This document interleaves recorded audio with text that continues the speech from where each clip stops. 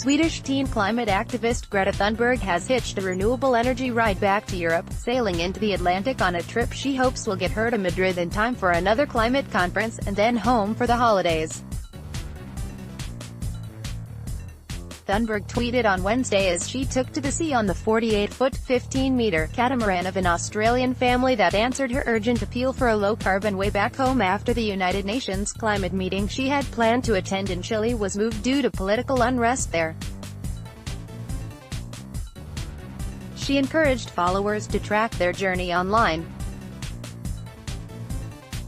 Also read, with Chile backing out, climate event COP25 might shift to Bonn before departing. Thunberg reflected on her time in North America during an Associated Press interview in the cabin of the catamaran.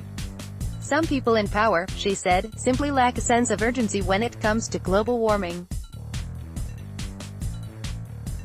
The situation in Canada and the US is basically the same as to where I come from. It is the same arguments that are being used to delay action. It is the same methods that are being used to mislead people," she said Tuesday as they prepared to leave Hampton, Virginia, near the mouth of the Chesapeake Bay. After her work in Spain, Thunberg hopes she'll make it home for Christmas and to be with her family and her dogs, Moses and Roxy, a golden retriever and a Labrador.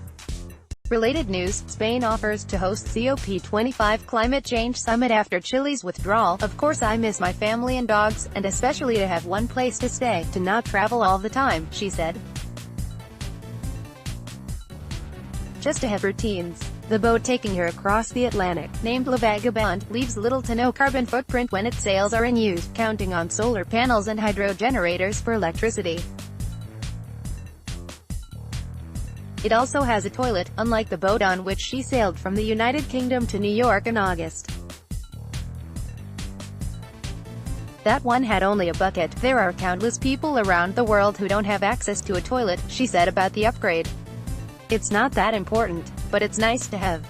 Her hosts are Riley Whitelam and Alina Karasu, an Australian couple who travel the world with their 11-month-old baby, Lenny.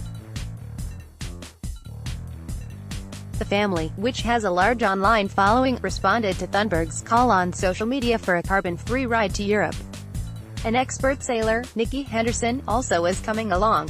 The trip could take 2 to 4 weeks, in conditions that could be challenging. November is considered off-season for sailing across the Atlantic.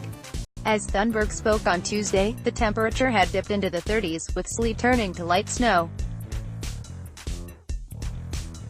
But the 16-year-old, who refuses to fly because of the carbon price of plane travel, didn't seem bothered. "I'm looking forward to it, just to be able to get away and recap everything and to just be disconnected," she said. Thunberg's nearly 3-month trip through North America included her impassioned speech before the United Nations. She joined in climate strike rallies and protests from California to Colorado to North Carolina. Thunberg has become a symbol of a growing movement of young climate activists after leading weekly school strikes in Sweden that inspired similar actions in about 100 cities worldwide. Related news: "You have stolen my dreams and my childhood. How dare you?" Greta Thunberg asks world leaders. She's also drawn criticism from conservative commentators in the US as well as Russian President Vladimir Putin. But she brushed off the criticism Tuesday, saying that yes, she is too young to be doing this, it should be the adults who take that responsibility, Thunberg said. "But it feels like the adults and the people in power today are not." When she looks back on her time in the US and Canada, Thunberg said, "The things that stick out the most include a glacier in Canada's Jasper National Park that is destined to disappear, no matter what we do.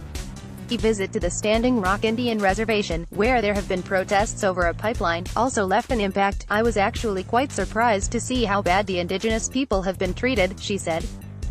"They are the ones who are being impacted often the most and first by the climate and ecological crisis. And they are also the ones who are at the front line trying to fight it." She also was surprised at how much she was recognized. "There are always people who come up to me and ask for selfies, and so on," she said, "so, it really gives you an idea of how big the climate movement has reached. Let's